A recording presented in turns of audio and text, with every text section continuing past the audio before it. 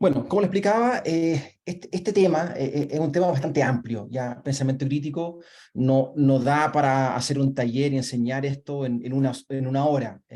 Yo esto a los alumnos se lo enseño en fondo en más de 20 horas en fondo docente. Así que traté de resumir lo más posible dentro de esta sesión para darles un barniz, explicarle un poco en qué consiste y cómo se puede desarrollar el tema en fondo en la universidad. Em,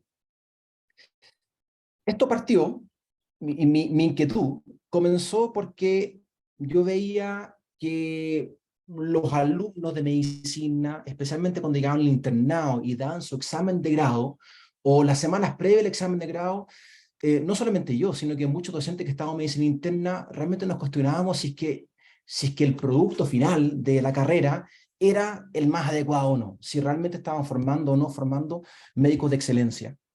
Y ahí hay una suerte de mea culpa entre todos nosotros. Nos preguntamos, ¿seremos nosotros? ¿Será el alumno? ¿Será un tema más bien social? ¿Será la generación? Le echamos la culpa mucho a los millennials. ¿Qué estará pasando que en realidad a veces el producto final del alumno no es tan satisfactorio? A veces decimos, bueno, puede ser un buen médico, no va a matar a nadie, es juicioso, pero eso es muy diferente a decir que es un médico en fondo de excelencia.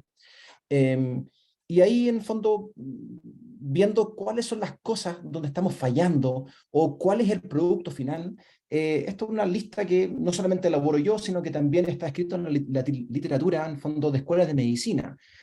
Actualmente existen varios problemas con el alumno. Esto no solamente para medicina, sino que el alumno en general, el alumno de estudiante universitario. Vemos que actualmente no existe un esfuerzo adicional para profundizar el conocimiento. El alumno quiere saber lo que entra en la prueba, se estudia, lo apunta en la clase y hasta ahí nomás llega su participación en cuanto a seguir investigando. Eh, las carreras de medicina tienden a ser, en el fondo, entregamos mucha información muy abundante durante los 7 años de medicina, pero el alumno, en el fondo, no lo logra organizar de buena manera. El alumno en general utiliza la memoria como su gran herramienta de aprendizaje. Se aprende las cosas de memoria. Y eso significa que está enfocado en conocer, quizás para responder una prueba, pero su principal objetivo no está en comprender la materia. Su objetivo no es un objetivo más bien altruista, de ser un excelente alumno y un excelente médico, sino que van estudiando prueba a prueba. Eh, También vemos que muchos alumnos aceptan información casi sin reparo. A veces escuchan algo que hizo un médico en un paso práctico, lo sacan de contexto y después lo repiten y nunca verifican si esa información era correcta o era incorrecta. ¿Ya? Como les dije, la motivación principalmente está en la nota. Ahí está su recompensa. ¿Me fue bien o me fue mal? O me pusieron un 7 o me pusieron un 4, pero no está en el aprendizaje en sí mismo. ¿Ya? Y un gran mea culpa que existe en las universidades en general es que no, obviamente hay excepciones, pero en general enseñamos lo que tienen que pensar o lo que tienen que conocer, pero no les estamos enseñando a cómo pensar. Y ahí está una gran falencia que fue pasando con el paso del tiempo en la universidad. Inicialmente las universidades eran otra cosa, y con el paso del tiempo se fueron transformando en carreras donde el alumno tenía que ir conociendo materia, respondiendo pruebas y egresaba. Obviamente estoy dando una visión muy simplista, ¿ya? Pero esto es un poco la generalidad que uno ve en el alumno. Y en el interno, también una generalidad cuando llegan al internado de medicina interna, por ejemplo, no recuerdan información relevante que se enseñó durante la licenciatura. A veces le pregunta al alumno algo tan básico como estar en medicina interna y le pregunta, bueno, ¿cómo se diagnostica la diabetes? Y no lo recuerdan. Dicen, pero ¿cómo no van a recordar los criterios diagnósticos de un diabético? Bueno, no lo recuerdan. Eh, Durante el internado hacemos muchos seminarios, pero estos seminarios, en lugar de ser instancias en las cuales se resuelven dudas y donde se pone en práctica la materia aprendida y donde se resuelven casos clínicos, pasan a ser clases de repaso. En el fondo, pasa a ser casi la misma clase que se hacía en tercero, cuarto, en quinto, pero se repite en séptimo. ¿Ya? Pasa a ser una clase de repaso. vemos que muchos internos tienen un pensamiento desorganizado. ¿Y eso cómo nos damos cuenta? Bueno, porque tienen mucha dificultad para presentar un caso clínico. Cuando no aterrizan el caso, se van por las ramas, no tienen su anamnesis no es muy coherente, no plantean problemas de forma adecuada. Entonces, en realidad, vemos que existe una dificultad para resolver el mismo caso clínico, para reconocer el problema al paciente, y para crear plan y problema y plantear cómo solucionar la patología que presenta el paciente. Esto lo que estoy comentando no es solamente una idea mía, sino que esto es una idea que también ocurre en Harvard, en Stanford, en fondo en Londres. Esto está pasando en todo el mundo, ¿ya? Y se está viendo que lentamente la calidad del alumno ha ido disminuyendo, ¿ya? Y esto no es solamente algo propio del alumno de medicina, sino que esto es algo propio quizá del alumno universitario. Tanto es así que actualmente en las pruebas que miden inteligencia, como una prueba de coeficiente intelectual, por ejemplo, han visto que la generación de alumnos actuales, alumnos estudiantes, los que están estudiando esa carrera, en fondo, cualquier carrera, ya sea universitaria o alumno del colegio, se ha visto que la generación actual rinde menos que las generaciones previas. Es primera vez en la historia, desde que existen las pruebas de inteligencia, en que la generación actual está sacando menor puntaje. Entonces, algo está ocurriendo, algo quizás a nivel social, a nivel cultural, algo a nivel de exigencia, quizás la forma que estamos enseñando las cosas, pero algo está pasando. Entonces, la pregunta es, bueno, ¿por qué? ¿Y por qué pasa esto en medicina también? ¿Por qué sí que en medicina habitualmente tenemos ya una selección de alumnos que son alumnos top, que son alumnos que se destacaban dentro de su colegio y que obviamente también se destacan dentro de la universidad? ¿Por qué también les cuesta ser excelentes alumnos y excelentes internos?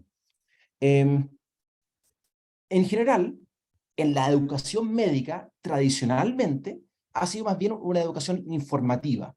Nosotros le estamos enseñando lo que tienen que aprender. Apréndanse esta materia, ¿ya? Estas son las causas de una cosa, este es el tratamiento de esto, ¿ya? Le damos mucha información al alumno.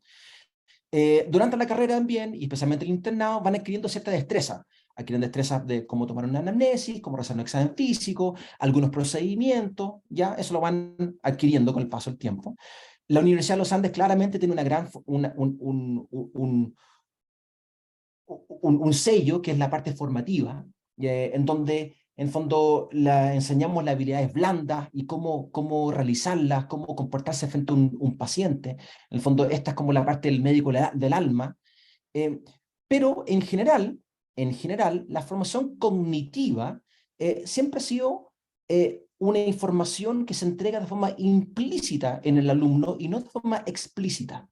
No les enseñamos a ser mejores alumnos, no les enseñamos a estudiar mejor, no les enseñamos que existen maneras para enfrentarse a un caso clínico que de forma mucho más eficiente que otra, ¿ya? Y esta visión fue la que empezó a decir, bueno, al parecer en medicina y en otras carreras hace falta pensamiento crítico, hace falta una manera de enseñarle al alumno a analizar, a tener un juicio clínico, un razonamiento clínico de forma explícita, y no solamente aprendiendo, en el fondo observando e imitando, porque ha ido cambiando el perfil del alumno y ha ido cambiando también la cantidad de alumnos, y posiblemente esta enseñanza tutorial guiada uno con uno ya no se está dando. Entonces, la verdad es que todas las escuelas de medicina están dando cuenta que la parte cognitiva está quedando al debe, ¿ya? Un poco cómo yo aterricé en esto. Cuando estaba haciendo una pasantía de imágenes cardíacas en Nueva York, una cosa que me gustaba hacer en mis tiempos libres, ir a la biblioteca en fondo de Manhattan, al New York Public Library, y elegía un libro, compraba o arrendaba un libro y me lo llevaba a leer a Central Park. Y una vez, solamente por la portada, me tincó este libro, que se llama Mastermind, ¿ya? Y en realidad no tiene nada que ver con medicina, se llama How to Think Like Sherlock Holmes. Y leyendo el libro, uno se empieza a dar cuenta que la neuropsicología moderna, lo que se sabe actualmente acerca de cómo piensa el ser humano, de los errores que comete, los errores cognitivos, y de cómo uno puede enmendar ese error, está gigantescamente avanzado. Tanto así que llega a ser una falta de respeto no enseñarle a un alumno cómo tiene que hacer para aprender de mejor manera. En los últimos 30 años, la neuropsicología moderna ha logrado avances gigantescos en inteligencia humana. Se sabe cuáles son los procesos involucrados en el aprendizaje. Se sabe cómo se pueden explotar esos procesos para que el aprendizaje sea más efectivo, tanto en cuanto a cómo se enseña la materia, como en cuanto a las técnicas que el alumno debería utilizar para aprender de forma más efectiva. También sabemos cuáles son los sistemas cerebrales que nos guían a un error de razonamiento y cuáles son los sistemas cerebrales que te llevan en el camino correcto para llegar a una conclusión adecuada. Y sabemos que eso es algo que uno debe enseñar, que el cerebro por defecto no piensa científicamente. Así que, y al mismo tiempo, sabemos cuáles son, o muchos de los sesgos que cometemos en el día a día. Estamos llenos de sesgos cognitivos, que no damos cuenta, quizás no damos cuenta en el día a día, porque en el día a día no estamos resolviendo problemas complejos. Pero cuando nos enfrentamos a un paciente, cuando nos enfrentamos a un caso clínico, cuando estamos realizando medicina, los problemas siempre son complejos, porque nos estamos enfrentando a un problema de salud que aqueja a una persona, y eso no se puede tomar en el fondo de forma liviana, sino que esto requiere un pensamiento profundo. Así que después de leer este libro, que era de neuropsicología, esto me llevó por este rabbit hole que dicen los americanos, por este hoyo la madriguera del conejo, donde uno entra como Alicia en el País de la Maravilla y uno encuentra un universo gigantesco de información que uno le encantaría compartir con las más personas. ¿Ya? Y por eso llegué en el fondo a este tema, pensamiento crítico. Y esto lleva a mucho más, en el fondo, lectura. Si alguien quiere leer este libro, es fabuloso. Mastermind es un libro donde está la psicóloga que escribe el libro, analiza, desglosa todos los pasos mentales que está utilizando Sherlock Holmes para resolver un caso. Y para los que no sabían, Sir Arthur Conan Doyle era un médico y él basó el personaje de Sherlock Holmes en su profesor de medicina interna, porque encontraba que su profesor de medicina interna tiene una forma tan organizada y tan estructurada y tan inteligente para enfrentarse a un problema que él decidió, en lugar de ser un libro, un personaje médico, sino que llevarlo en fondo a un detective, en fondo, pero en fondo es más o menos lo mismo, ¿ya? Utilizando esta misma analogía del detective, un alumno, un alumno o cualquier médico en realidad, solo puede diagnosticar las enfermedades que conoce. Entonces, obviamente existe una gran importancia en el aprendizaje, en el conocer. Tenemos que conocer muchas enfermedades para poder diagnosticarlas, ¿ya? Pero también el alumno tiene que preguntarse, en el fondo, ¿cómo puedo aprender de forma efectiva y recordar lo aprendido? Todos sabemos que cuando el alumno estudió por una prueba, un par de semanas después se eludió la materia. Y llega al internado y recuerda muy poco, recuerda un barniz de algo y tiene que empezar a recordar todo, reestudiar todo. Entonces, hay algo en el proceso de aprendizaje que no está siendo muy eficiente, ¿ya? Frente a un caso clínico, ¿en qué me tengo que fijar? ¿Qué información es relevante? ¿Cómo desarrollo este caso? ¿Cómo elaboro una hipótesis diagnóstica? ¿Cómo compruebo si esta hipótesis es correcta? ¿Y cómo evito incurrir en algún error durante todos estos pasos? Estas preguntas que yo me hice cuando era el alumno, y yo me hice cuando estaba en tercero, me acuerdo textualmente, le pregunté a la doctora Morales cuando vimos un paciente y ella comentaba que el diagnóstico final era una neumonía neumocócica. Yo quedé plop, dije, pero ¿cómo llegamos a fiebre? ¿Cómo llegamos a neumonía? Me salté ¿dónde están los pasos? ¿Cómo llegamos a esto? Eh, y ahí en el fondo uno se da cuenta que esto hay un método detrás de esto, ¿ya? Y esta metodología es algo que uno debería enseñar.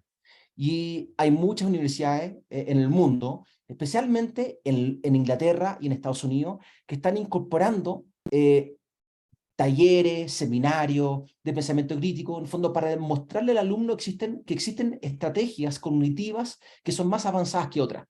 Y aquí solamente, esto es un resumen de 200 papers, pero un resumen que estos están publicados en el New England, están preguntando en editoriales de las mismas universidades, en el British Medical Journal, en el Annals of Internal Medicine. En el fondo, existen una tendencia actual en el mundo a que uno debería estar enseñando pensamiento crítico, y no solamente en medicina, sino que en cualquier carrera, ¿ya? Así que este conocimiento, lo que se sabe de la neuropsicología moderna, bueno, esto hay que incorporarlo en la formación de los alumnos. Y un poco estas mismas talleres que hace la Oficina de Educación Médica, va un poco en la misma mirada, en el fondo, todas las cosas que nos quieren enseñar y que nos enseñan, en el fondo, van en esta misma dirección de que existen mucha información moderna acerca de cómo optimizar el proceso del aprendizaje y el razonamiento clínico. Entonces, pensamiento crítico en medicina, ¿qué significa esto?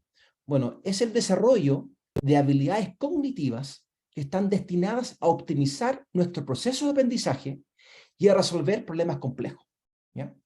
Esto que suena muy abstracto, en el fondo, yo lo aterrizo en el taller que le hago a los alumnos de la siguiente manera. Les enseño una generalidad, pero les enseño cómo funciona la inteligencia humana, qué afecta la inteligencia, por qué hay personas más inteligentes que otras, qué factores ambientales, genéticos, sociales están involucrados en la inteligencia, y la importancia que tiene la inteligencia en la vida de la persona. ¿Cómo está estructurado nuestro pensamiento? ¿Cómo pensamos? ¿Cuáles son las distintas formas que podemos pensar y cómo podemos enfrentarnos a desarrollar o a resolver un problema?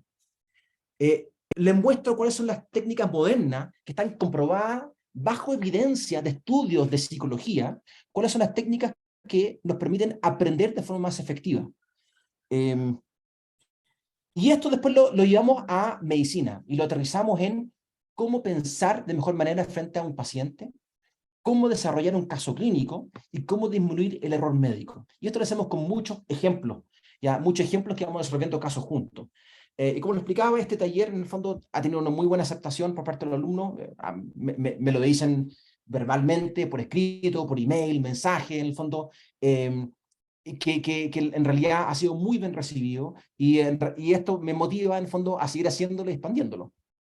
Así que a continuación le voy a dar algunos conceptos básicos que quiero transmitirle acerca de este tema, ¿ya? Y lo primero quiero, como somos docentes, somos profesores, yo creo que es fundamental que entendamos cómo aprende un alumno. Yo sé que aquí han tenido varias sesiones ya en estos talleres que hacen la Oficina de Educación Médica, pero le voy a dar quizá un enfoque más al pensamiento crítico, ¿ya? Aquí les muestro en el fondo una foto, ¿ya? De dos áticos, ¿ya? Uno que está bastante desordenado y uno que está muy ordenado. Esta analogía del ático, la neurocirugía moderna lo adopta de hecho justo en base a un escrito que hace Sir Arthur Conan Doyle, en donde le preguntan a él, bueno, ¿cómo ves cómo funciona el cerebro de tu cerebro, en el fondo? ¿Cómo logras elaborar tus historias, tus cuentos? ¿Cómo logras crear el personaje de Sherlock Holmes? Y él dice, en realidad, yo veo que el cerebro es como un ático que está vacío. Y uno tiene que ir rellenándolo con información y uno lo va rellenando de la manera que uno le plazca. El problema es que uno puede rellenar el ático de forma desordenada, con un aprendizaje ineficiente, desorganizado, en donde en realidad no existen ideas conectadas unas con otras. Y esto habitualmente es la manera que estudia el alumno con menor rendimiento. Por varios motivos el alumno con menos rendimiento no tiene hábito de estudio, no tiene un pensamiento muy estructurado, en el fondo, y estudia quizás solamente para la prueba, estudia para la nota, pero ese alumno se va quedando atrás. En cambio, los alumnos con mayor rendimiento siempre van en la delantera. De hecho, algo que se sabe que es así dentro de la inteligencia humana, si un alumno en el colegio está en el percentil número 10 de mejor rendimiento académico, durante sus 12 años de estudio, en el fondo, en el colegio, va a seguir el percentil 10, no cae para abajo, porque algo tiene en su forma de aprender, algo aplica que es eficiente en su forma de estudiar, en su forma de conocer las cosas, en la forma de organizar su pensamiento, ¿ya? Eso también ocurre en la universidad. Nosotros vemos que los alumnos en primero o segundo año que están en el top 10 del curso, bueno, ese mismo alumno sigue estando en el top 10 del curso al séptimo año. Es raro que alguien caiga en su ranking. Puede variar del top 1 al top 2 al top 3, pero los mismos 10 se mantienen siempre siendo los mismos 10. Y eso es algo porque estos alumnos comparten ciertas cualidades en cuanto a la forma que están aprendiendo, ¿ya? Este aprendizaje que tienen es efectivo, ¿ya?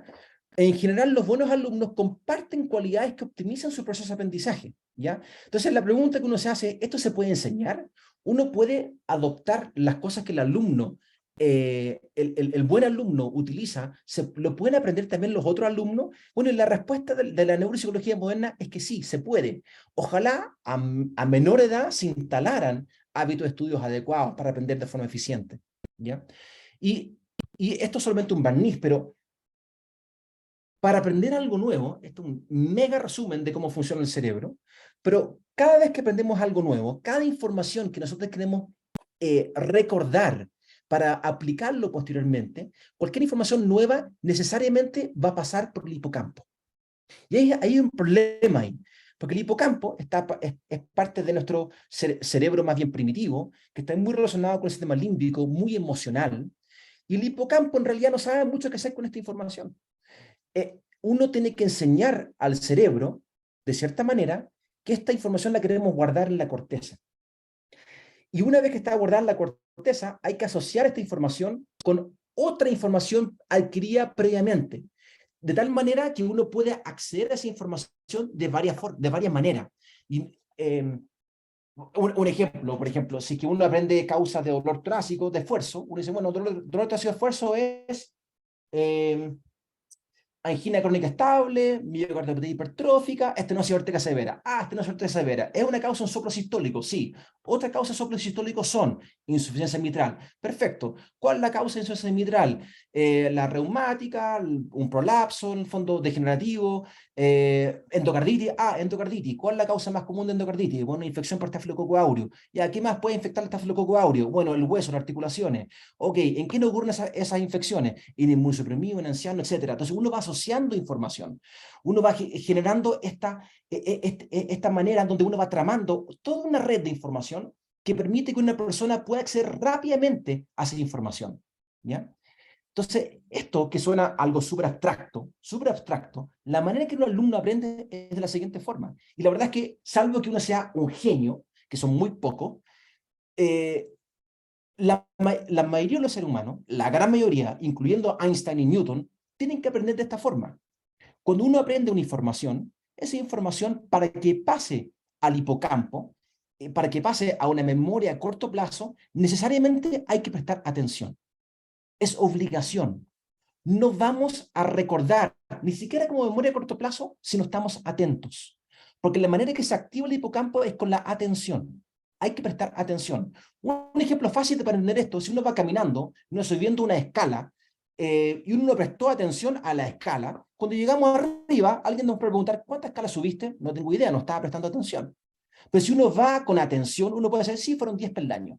Entonces, la atención es fundamental para aprender algo. Es el primer paso para que la información entre al hipocampo. Pero para que esta información pase del hipocampo a la corteza cerebral, donde pasa a memoria de largo plazo, hay que ser algo activo. No es pasivo. Tiene que ser necesariamente activo, porque no podemos estar, toda la información que vemos durante el día a día, no podemos almacenarla toda. Uno no puede recordar todo lo que está viviendo cada segundo, cada minuto, cada instante. Sino que uno elige qué almacenar. Y esa elección, la corteza cerebral y el hipocampo, esa interacción que tienen, ocurre a través de la repetición. No hay otra forma. Es la repetición. Entonces, la repetición es fundamental.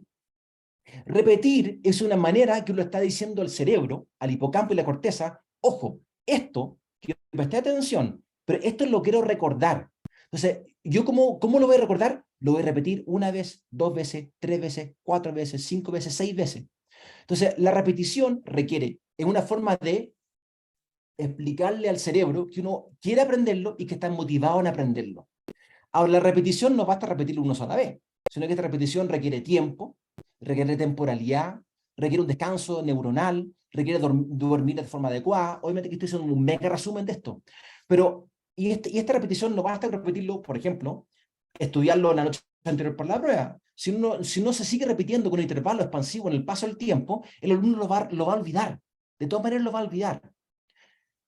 ¿Y en qué parte se almacena? Bueno, con información preexistente. Y ahí tiene que ver la asociación. Siempre hay que estar asociando materia, en fondo, o información nueva con preexistente. Esto es como construir una pirámide. Uno siempre tiene que ir asociando información nueva, asentándolo sobre los pilares básicos a los cuales se sostiene esa materia. Y para no olvidar la información con el paso del tiempo, hay que estarla recuperando constantemente. Y eso obliga a Si estudié algo hoy día, bueno, en 3 días más lo tengo que volver a repetir, lo tengo que volver a estudiar. Y capaz que ese estudio sea más corto, porque va a ser más fácil recordarlo. Y si lo repetí al tercer día, bueno, lo repito en 2 semanas más. Y después lo repito al mes. Y después lo repito los 6 meses y después lo repito los 2 años. Entonces, cuando llegó el internado, no se me olvida la materia. Los alumnos, los buenos alumnos que recuerdan la materia cuando llegó el internado, no fueron los que calentaron materia para la prueba. Fueron los que mantuvieron un hábito de estudio y los que fueron repasando con el paso del tiempo. Y eso es así. Y es lamentable que el alumno no se da cuenta, porque no se da cuenta. Él no sabe qué es esto es lo que tiene que hacer, pero uno tiene que enseñarle que esto es necesario.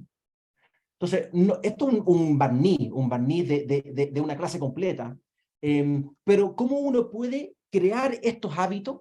Bueno, el alumno tiene que saber que debe incorporar hábitos y le enseñamos cuáles son los hábitos de estudio. Le enseñamos la importancia de la comprensión. Sin comprender es solo memoria. Entonces, la comprensión es fundamental para crear las bases en las cuales se sostiene la materia.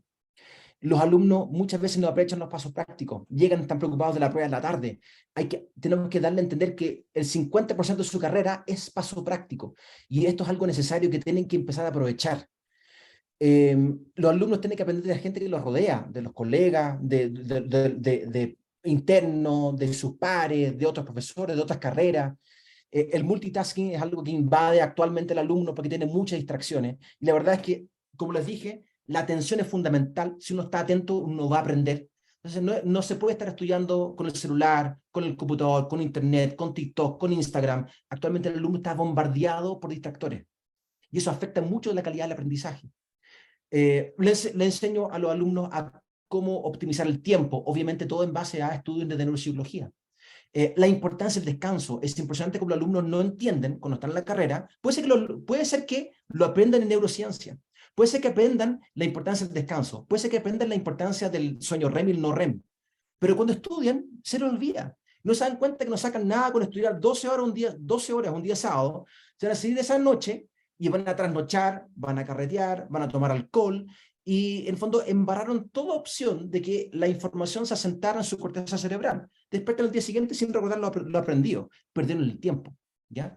Y algo muy importante que los alumnos de medicina ojalá siempre aprendieran, y aquí me da culpa que todos deberíamos hacer, los alumnos de medicina siempre siempre fueron top, siempre fueron buenos alumnos, así que les cuesta mucho ser humildes, les cuesta mucho que alguien les enseñe que pueden ser mejores. Y les cuesta mucho que les corrijan también. Y esa poca humildad va en contra del aprendizaje, porque siempre quieren estar en lo correcto.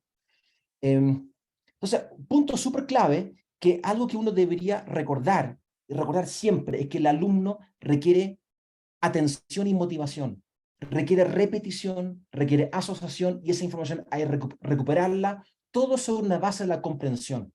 Entonces, nosotros como docentes tenemos que incorporar estos conocimientos del aprendizaje dentro de nuestra clase y dentro de nuestra carrera de medicina, la malla curricular. Los desafíos para el docente es que las clases sean entretenidas. Hay que tener los alumnos atentos. Obviamente, gran parte del proceso de aprendizaje depende del alumno, pero nosotros como docentes podemos aportar con nuestro grano de arena. Podemos hacer clases entretenidas, clases interactivas, que mantienen la atención, mantienen la motivación. Siempre debemos explicar los fundamentos de las cosas que estamos explicando, los building blocks. No podemos enseñar cosas sin que ellos sepan los cimientos básicos de la materia. Y para eso es fundamental la fisiopatología y la simbología. Nunca hay que darla por sabido, nunca hay que darla por pasado. En el fondo, si hago una clase de insuficiencia cardíaca, no puedo partir con síntomas y signos. Es obligación repasar la fisiopato, porque si no comprenden fisiopatología, el resto es pura memoria. Tenemos que siempre incorporar casos clínicos. Ojalá la materia, ojalá siempre fuera seguido por un caso, donde se aterriza la información a algo más bien práctico. Y hay que estar constantemente repitiendo en la materia, quizás no como una clase teórica, pero los alumnos tienen que tener oportunidades en las cuales lo estamos, entre comillas, obligando a reestudiar la materia con el paso del tiempo. Y eso obliga a, ojalá, todos los cursos tuvieran seminarios, talleres, y esos seminarios, talleres durante el curso, por ejemplo, en mi caso de cardiología, pero después, si cardiología está en tercero, hay que buscar las instancias para que la materia se repita en cuarto, o en quinto, en sexto, en séptimo. Hay que buscar talleres, seminarios, integrar materia. Y eso implica hacer integraciones horizontales con otros ramos, integraciones verticales, en el fondo, con otros años de carrera. Insisto, si seguimos enseñando, por ejemplo, cardiología en tercero, y solo en tercero, es imposible que el interno, cuando parte el internado de medicina interna, recuerde cardiología en séptimo. Es imposible. Va a partir casi, no de cero, pero va a partir con fondo con muchos vacíos. Y no es lo mismo estar repitiendo constantemente la materia. Utilizo el ejemplo de cardiología porque participo en el curso de cardio y porque soy cardiólogo, pero esto es aplicable a cualquier materia, obviamente. ¿Ya? Es un barniz de neuropsicología moderna en cuanto a aprendizaje efectivo. Pero lo que me convoca y lo que realmente es un poco la vedette de pensamiento crítico es esto: enseñarles a pensar de mejor manera. ¿Ya? Y esta es una pregunta que yo me hice en tercero. Cuando partimos en semiología, fondo, bueno, entiendo, puedo leer el Goethe, puedo leer el libro de semiología, puedo asistir a la clase, pero ¿cómo llego al diagnóstico? ¿Cómo sé si el diagnóstico es correcto? ¿Esto es solo por conocimiento? ¿Esto es por experiencia? ¿Me faltan años de experiencia para poder llegar al diagnóstico? ¿Esto es arte, como a alguna gente le gusta decir? ¿O existe realmente un método? La respuesta correcta es que existe un método. Por mucho que no le gustaría que la medicina fuera arte, pero no es arte. La medicina es una ciencia aplicada. Así que existe un método para hacer las cosas de forma correcta. Les pongo un pequeño caso. Esto es un caso que me tocó la semana pasada en el Hospital Luis Tigné. Me tocó ver un hombre que me vieron una interconsulta de cardiología. ¿Ya? Este es un hombre de 63 años que había ingresado con diagnóstico de síndrome coronario agudo sin super de nivel de segmento ST y lo catalogaron como una angina inestable. Interpretaron que el electrocardiograma tenía un infranivel de segmento ST en varias derivadas. Dijeron, esto es una angina inestable. Hizo una curva enzimática, fue negativa, y el día siguiente, bueno, lo manejaron como síndrome coronario agudo, y el día siguiente interconsulta a cardiología. Y me tocó ver el paciente. Y cuando veo al paciente, resulta que la historia era nada que ver a lo que estaba escrito en el ingreso, pero absolutamente nada que ver.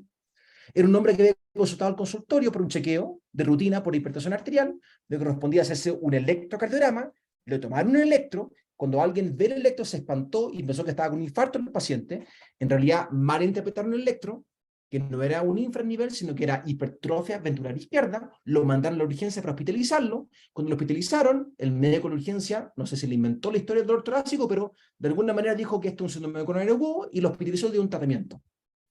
La pregunta es, ¿por qué pasa esto? ¿Por qué pasa esto?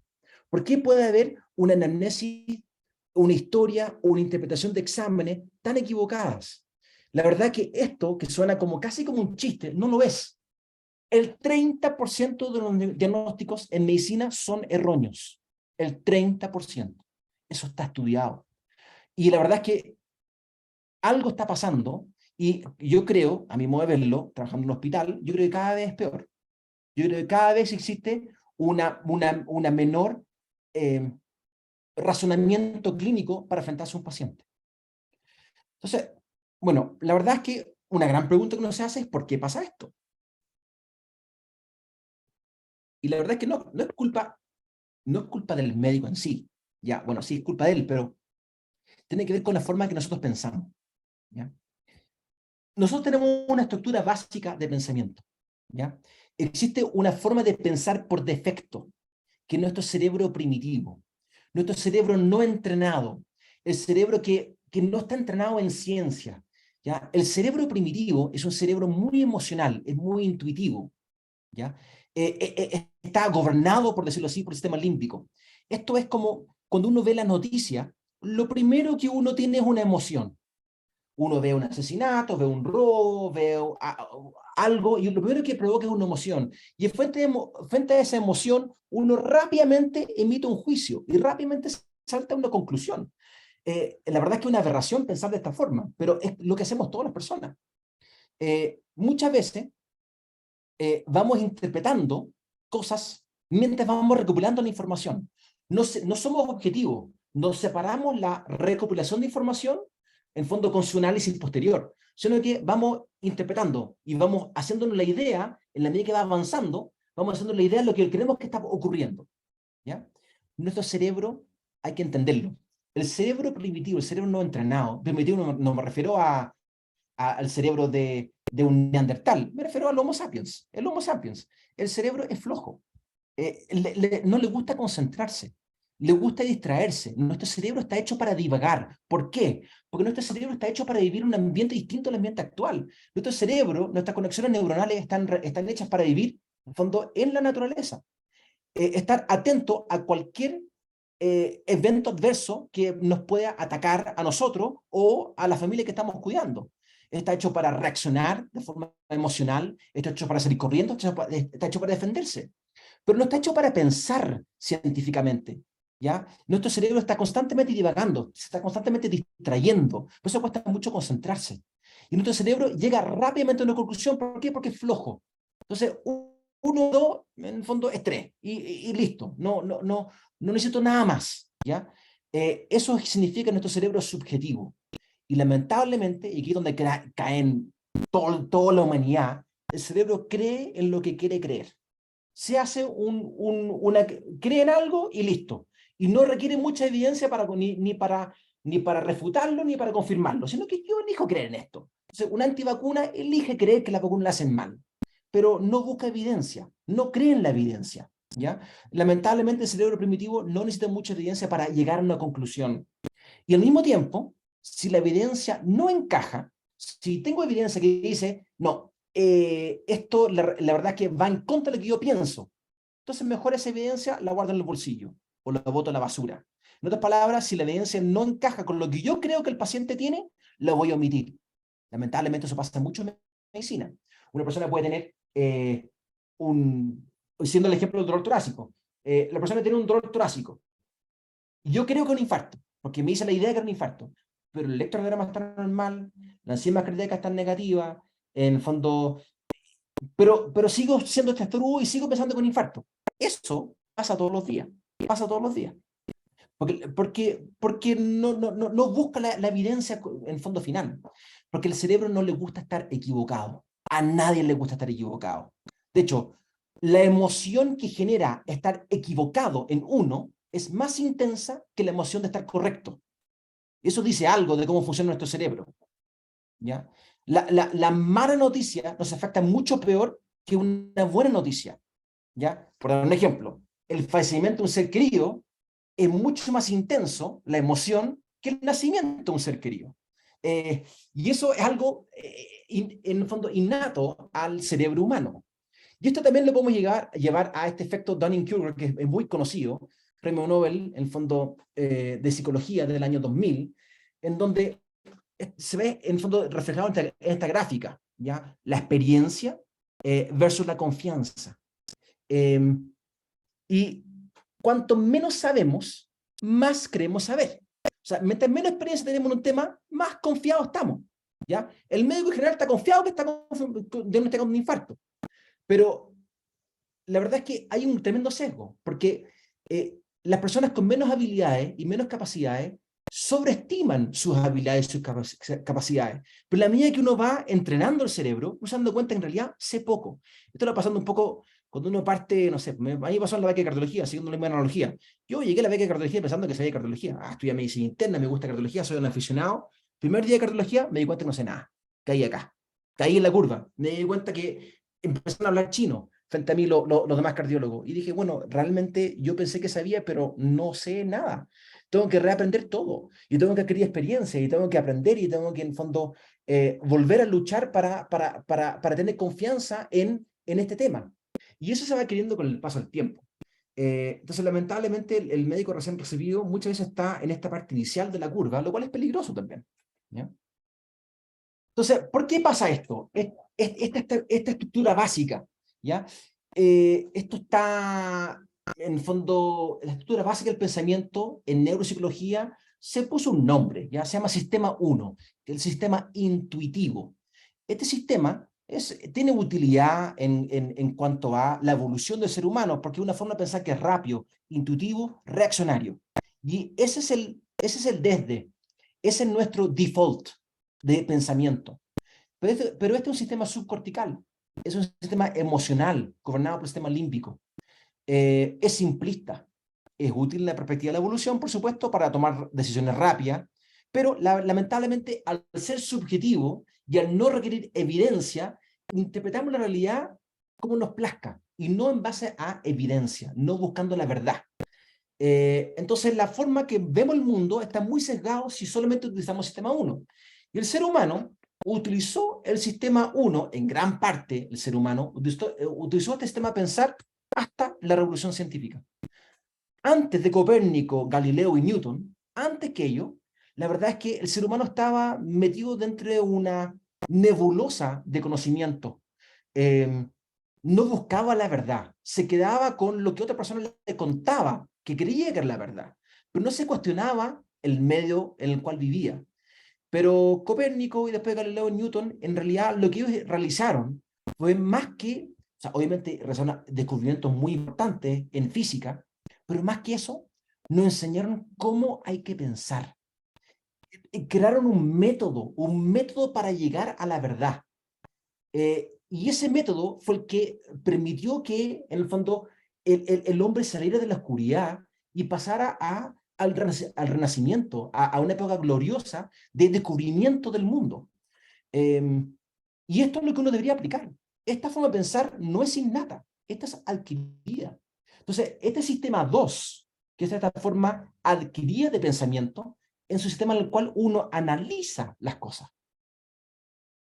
Entonces, ¿cómo funciona este sistema 2? Este sistema, lamentablemente, es lento, es deliberado. En otras palabras, es una acción consciente y requiere esfuerzo cognitivo. Uno no puede utilizar el sistema 2 a la rápida. Esto requiere pausa, porque para utilizar nuestra corteza cerebral no estamos utilizando la forma más natural del pensamiento, ¿ya? Y hay que aprender a pensar de esta forma, donde las cosas no se asumen, sino que las cosas se cuestionan, ¿ya? Y aplicamos un método científico, y si aplicamos esta forma de pensar, nos vamos a equivocar menos. Vamos a equivocar, por supuesto, pero menos. En medicina, en general, esta forma de pensar no se enseña explícitamente, sino que está implícito dentro de la observación del alumno en la carrera. El alumno va viendo a través de reuniones clínicas, visitas médicas, pasos prácticos, se van dando cuenta que los tutores se enfrentan a un caso clínico de cierta manera y empiezan a imitarlo, a reproducirlo, y a la larga van imitando este método. Pero esto que antes servía de forma implícita, ya no sirve mucho, porque actualmente el alumno cuando llega a séptimo no ha hecho clic, le está faltando todavía que alguien le enseñe los pasos. Y en realidad tiene razón el alumno. Esto es como querer aprender piano solo o tener un profesor de piano.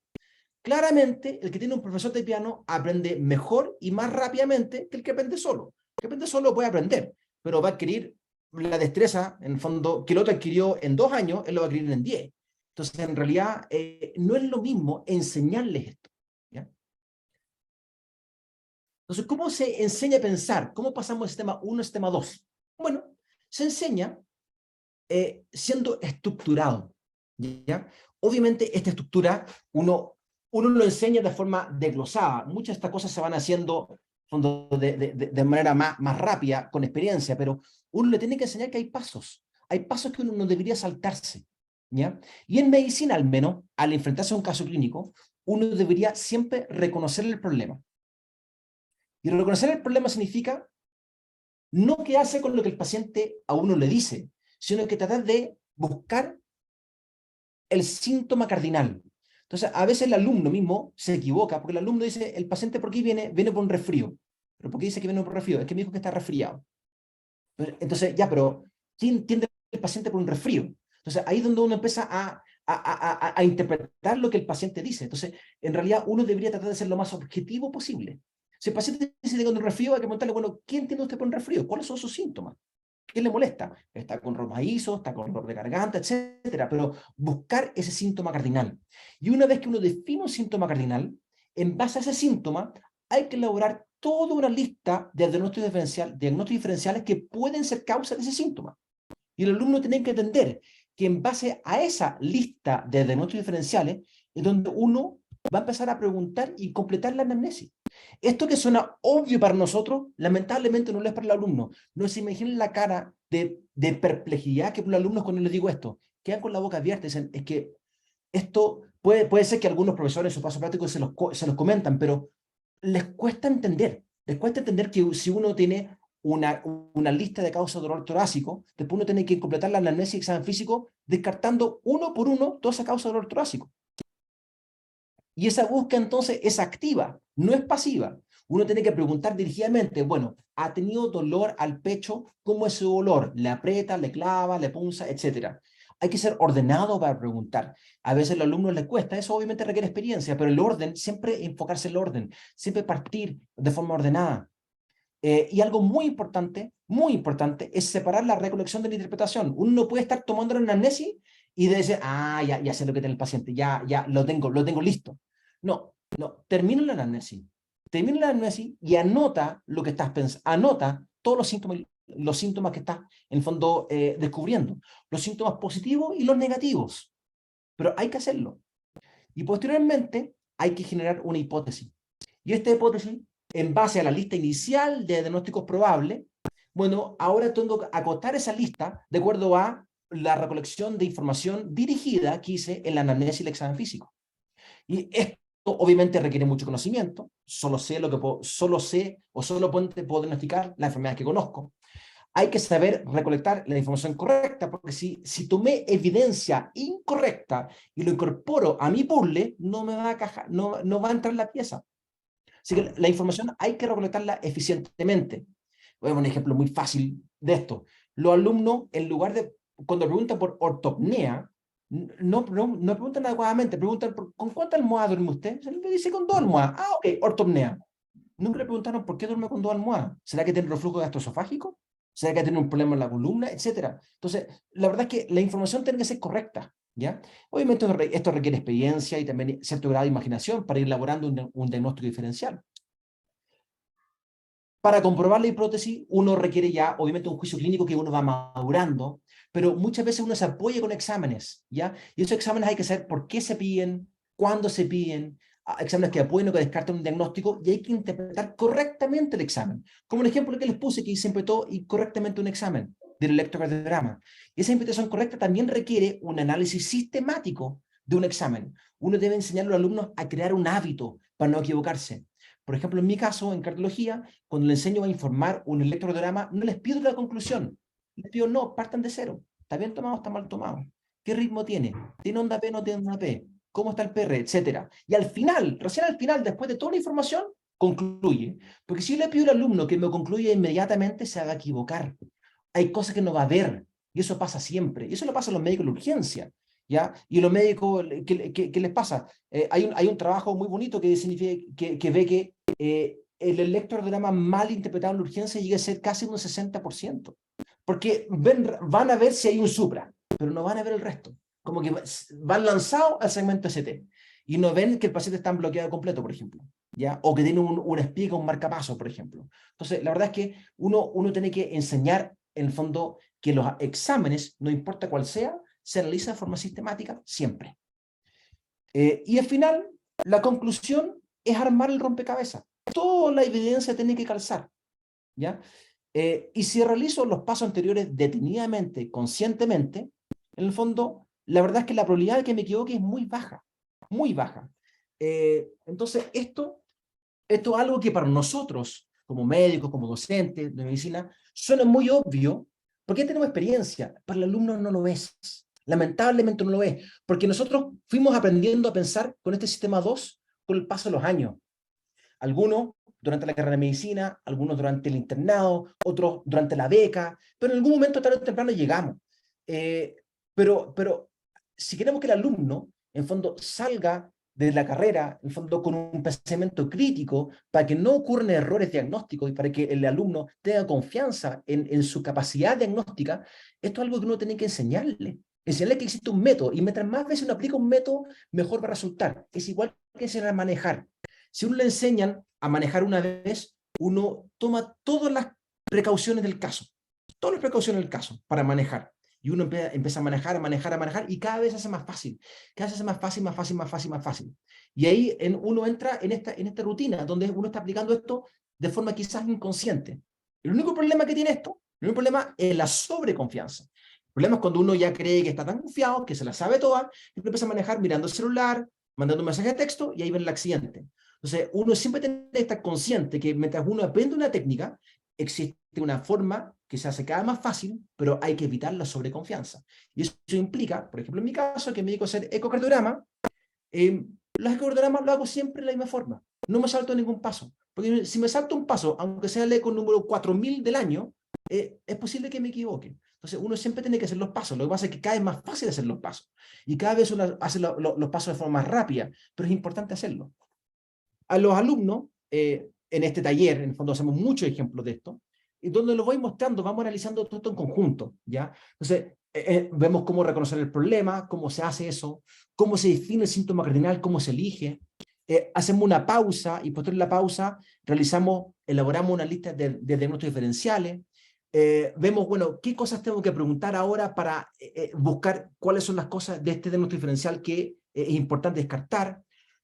Después completamos la anamnesis, después completamos el examen físico dirigido, hacemos una nueva pausa.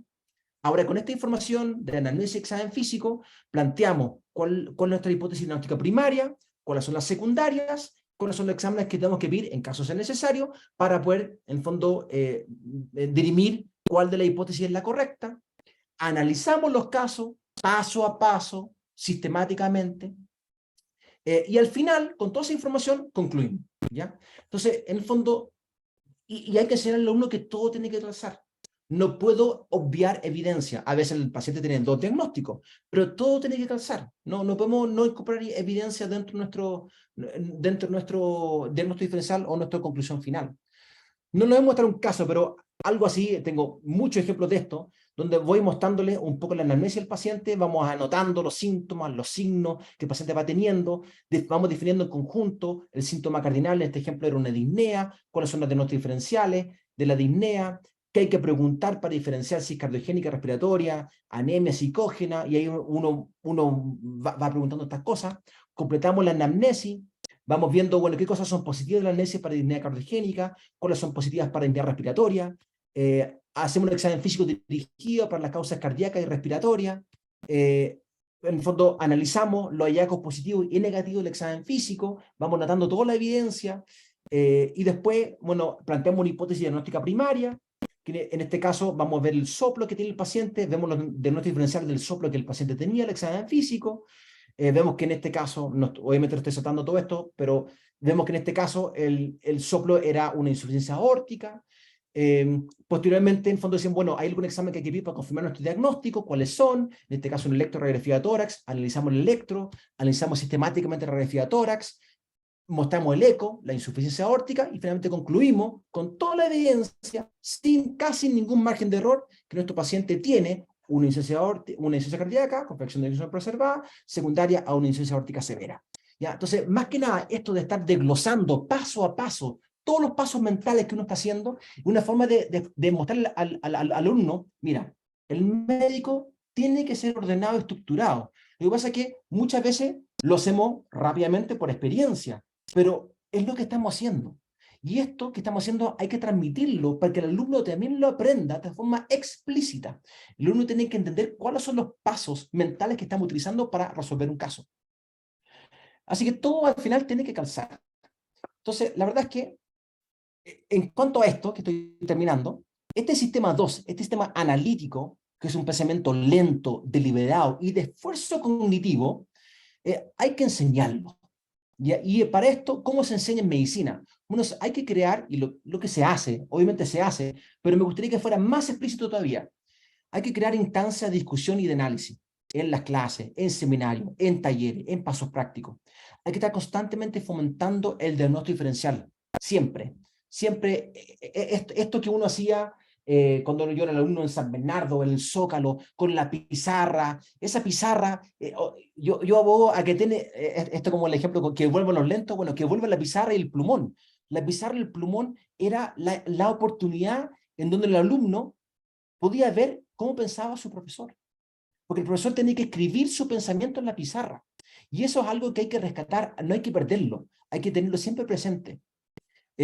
Nuevamente, ejercicios de casos clínicos, por supuesto hay que estarlo haciendo. Los pasos prácticos que uno hace cuando el alumno presenta a un paciente, ojalá en lugar de presentar 10 pacientes, ojalá sea uno solo, pero ese paciente, en el fondo, analizarlo profundamente, revisar todo. su electro, su hemograma, su radiografía de tórax, fondo, todo. Mientras más profundo el análisis, mejor, ¿ya? Y también siempre recordar que los exámenes, que aquí también pasa mucho, los exámenes, al igual que la anamnesia, igual que el examen físico, también se realizan de forma sistemática. No hay que saltarse los pasos, en fondo. Así que no saltar pasos, recolectar información activamente, recordar que toda la información que uno quiere obtener entra por el hipocampo y eso requiere atención. Hay que ser ordenados. La anotación es uno de los, posiblemente, una de las cosas que el alumno de buen rendimiento hace siempre es anotar. El alumno de buen rendimiento anota, toma apuntes, repasa sus apuntes. Anotar algo es una forma que uno está diciendo al hipocampo, esto lo quiero recordar, esto es importante, y esto lo voy a leer nuevamente en el paso del tiempo. Entonces, anotar es la primera entrada al ático cerebral, es la primera entrada. Anotar para aprender algo y anotar mientras uno estudia. Cuando uno está estudiando, si uno quiere recordar algo, memorizar algo, la causa de algo o los tratamientos de algo, cuando uno debería no solamente recitarlo en la cabeza, sino que también escribirlo y también hablarlo, porque mientras uno utiliza más áreas del cerebro, más fácil va a ser recordarlo. Si uno estimula todas las áreas del lenguaje, la área de memoria visoespacial, cuando uno está utilizando distintas zonas del cerebro para aprender algo. Siempre fomentar la lista de diagnósticos diferenciales y recordarle al alumno que toda la evidencia tiene que encajar, siempre. Y si no encaja, algo está equivocado, algo está mal. O está mal tomada la evidencia, o el paciente no tiene ese diagnóstico, o tiene más de un diagnóstico, pero la información tiene que encajar. Así que como mensaje final de esto, nuevamente el pensamiento crítico es el desarrollo de estas habilidades cognitivas que están destinadas a optimizar el proceso de aprendizaje y a resolver problemas complejos. Cuando se enseña pensamiento crítico, naturalmente va a aumentar la eficacia del estudio, va a aumentar la productividad del alumno, el alumno va a tener más confianza, mejor el rendimiento académico, mejor el proceso de diagnóstico, disminuye el error médico y obviamente mejora su toma de decisiones. Así que todo esto, esto es un barniz de pensamiento crítico. Traté, ojalá, de mantener una línea en fondo coherente para mostrarle un poco lo que le estoy enseñando a los alumnos. Y ojalá los profesores podamos aplicar esto no solamente en este taller, sino que en el día a día. Como verán, el tema me apasiona y obviamente es algo que quiero seguir profundizando dentro de la universidad. Y no sé si es que alguien tiene alguna pregunta, duda, comentario que quiera hacer.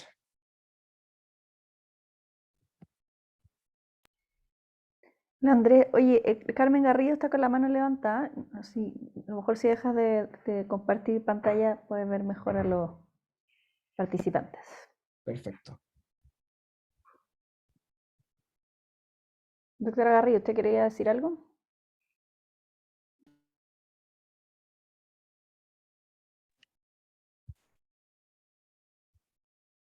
Yo, disculpe, tiene el micrófono apagado, no se le escucha. Ahí sí. Ahora, encuentro muy interesante este tema, muy interesante.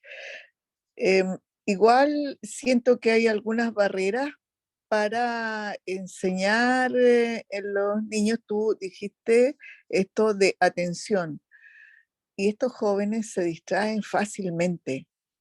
Hay que estarlos estimulando porque tenemos el enemigo en la mano de ellos o a veces en el bolsillo, ese teléfono. Eso es difícil sacarlo, ¿ah? Sí, yo a los alumnos en este curso les muestro varios trabajos, hay varios papers al respecto de estudiantes de medicina y de otras carreras universitarias en Estados Unidos. Es impresionante la cantidad de veces que el alumno toma el celular y no se da cuenta. En promedio, un alumno cuando se sienta a estudiar, pesca el celular cada 15 minutos. Y cada vez que lo pesca, está por lo menos 10 minutos pegado al celular. Entonces, la verdad es que algo que los alumnos tienen que entender es que cuando van a estudiar, el celular no puede estar en la pieza. Lamentablemente, la generación actual tiene demasiados distractores, demasiados distractores. Y este concepto del multitasking, piensan que pueden hacer muchas cosas a la vez, La verdad es que no lo pueden hacer.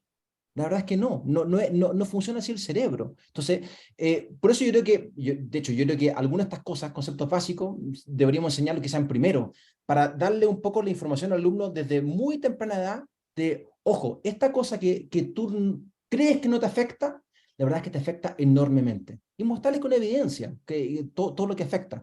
Pero estoy de acuerdo que es un distractor gigantesco. Ok. ¿Hay más personas con la mano Sí, levantada? Sí, Angélica. Angélica. Sí, bueno, en relación a lo que tú planteas, entonces uno se pregunta si no habría que cambiar los objetivos de aprendizaje, porque si claramente no están llegando a pensamiento crítico al momento de ser interno, significa que debemos cambiar nuestra malla curricular y ingresar entonces una interacción con los pacientes y enseñarles a pensar de esa manera en forma más precoz, cosa que no lleguen al internado y se vean enfrentados a que no saben realmente razonar, que no hacen una asociación. Creo que eso deberíamos replantearlo entonces. Em, yo creo que ese tema, en la escuela de medicina, partiendo del doctor Vukicic hacia abajo, en el fondo, lo han comentado, lo han planteado, en el fondo, que claramente la medicina o la enseñanza más moderna de la medicina tiene que ir cambiando de acuerdo a los tiempos. Y por el cambio del perfil del alumno y por el cambio del perfil de la sociedad, lo que la sociedad necesita de los médicos, también va cambiando. Así que es posible que haya que hacer pequeñas modificaciones en la malla curricular para ingresar estos conceptos en fondo de forma transversal durante la carrera. Yo sé que existe un esfuerzo por parte de la Oficina de Educación Médica, un gran esfuerzo para llevar estos conceptos en fondo a la escuela de medicina, y también por el decanato también existe todo un tema para tratar de modernizar, por decirlo así, la malla curricular. Quizás alguien, la doctora Brea o el doctor Pucci, quizás quieren comentar algo más al respecto, pero yo sé que la inquietud está. Ya que me interpelaste, Andrés, quisiera comentar un par de cosas, a pesar de que es bien tarde. Yo creo que el problema parte con la idea de certeza, una idea que surge con la modernidad y que es el motor del cartesianismo, que luego se aplica a la física sobre todo, y a pesar de las bondades de la ciencia moderna, certeza es una absoluta utopía en física. Sabemos que para la ciencia la verdad hoy día consiste en un consenso de expertos que puede cambiar en cualquier minuto el consenso, de acuerdo a datos nuevos. Por Y supuesto. el problema, digo, tiene que ver con esto porque la medicina siglo XVIII empieza a copiar este modelo de hipótesis de la ciencia, que lo que pretende es decir, mira, yo tengo una tincada, voy a hacer un experimento y si me dice que sí, está buena la tincada. Y si me dice que no, no esto. Y nadie sufre daño. El problema con las hipótesis diagnósticas es que hay un enfermo detrás y sí hay daño.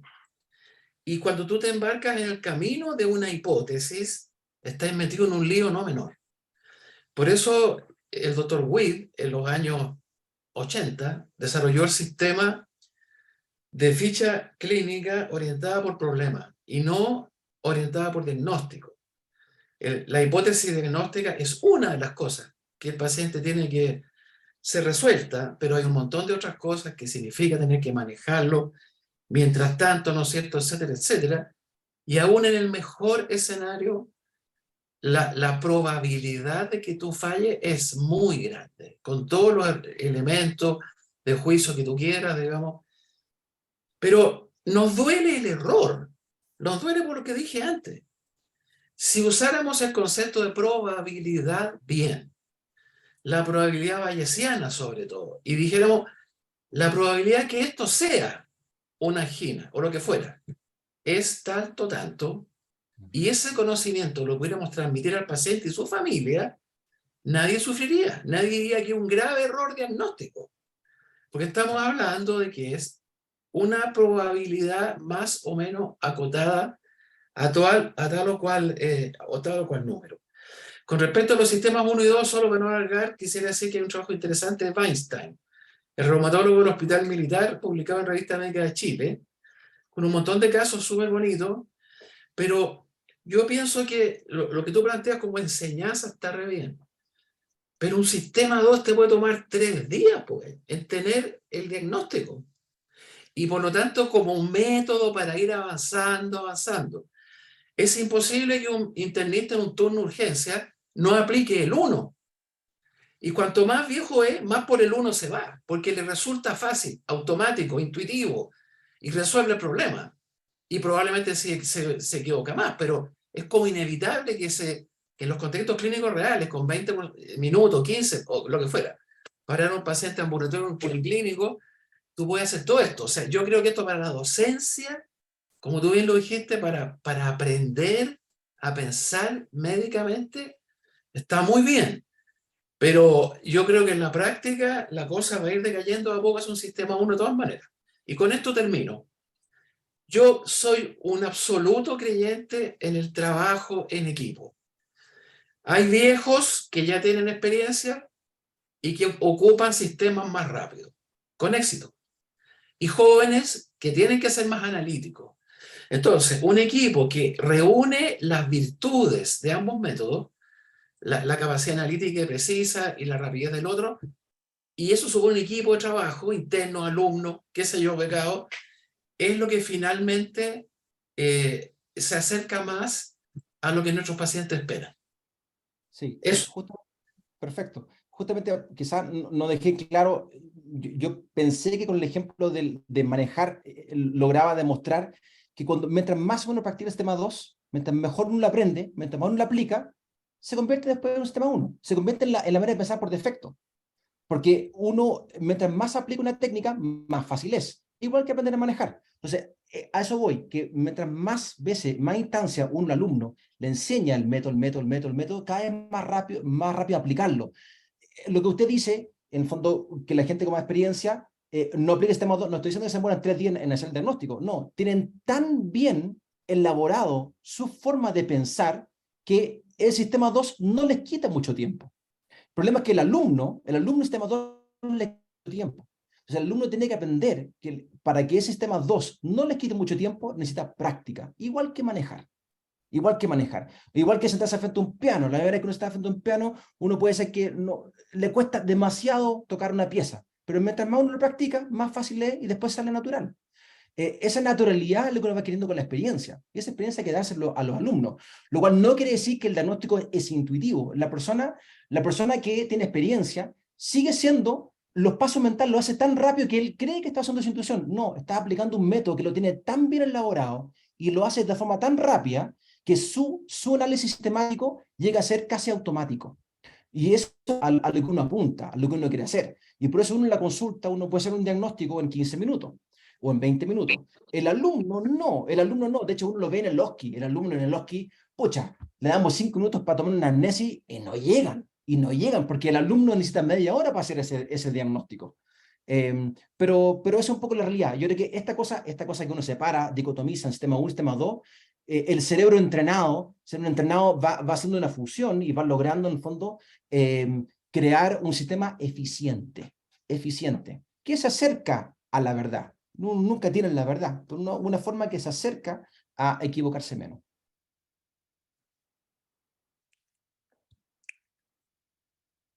Yo quiero hablar. ¿Puedo? Mira, estoy de acuerdo con el doctor Vukusic. Yo ya pasé a ser la vieja del turno y de repente llega un niño doblado que casi yo soy cirujano infantil, que casi no puede caminar, y el diagnóstico desde el portero para adelante es una peritonitis, ¿cierto? Porque es el intuitivo, ¿ok? Pero yo lo tengo que comprobar. Y en eso uno dice, ya, a ver, súbete a la cama, es que no me puedo subir. Era un niño violado. ¿Te das cuenta? O sea, no era una peritonitis. El niño no podía caminar, tenía dolor porque lo habían violado. Entonces, ahí, claro, yo creo que tiene una peritonitis, pero al hacer la anamnesia, hacer mi organización del pensamiento en anamnesia, examen físico, me doy cuenta que me he equivocado y replanteo el diagnóstico. Y ese juego lo hago también con los internos en la consulta que me acompañan. Entonces le digo, a ver, ¿qué tendrá este niño? Mira, tiene, antes de que entre, entonces un niño que viene por primera vez, que tiene 5 años, ¿qué creen ustedes que tienen? Porque es la cosa intuitiva, entonces jugamos a eso, no, debe tener una fimosis o quizá una criptorquidia, etc.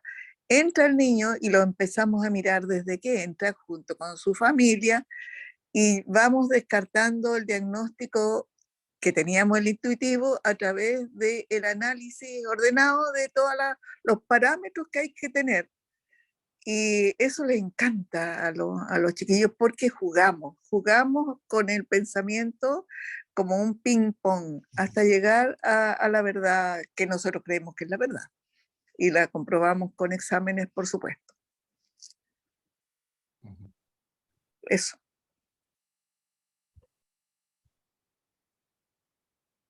Súper, gracias. Yo tengo que dejarlo. Un Bueno, gusto. igual Que tengan un agradecer, feliz 2023. Muy buen año. igualmente, Igual, Doc. agradecer a todos que estén aquí, lo mismo, desearles feliz año. Con esto cerramos hoy día los talleres del 2022, a pesar de que es 2023.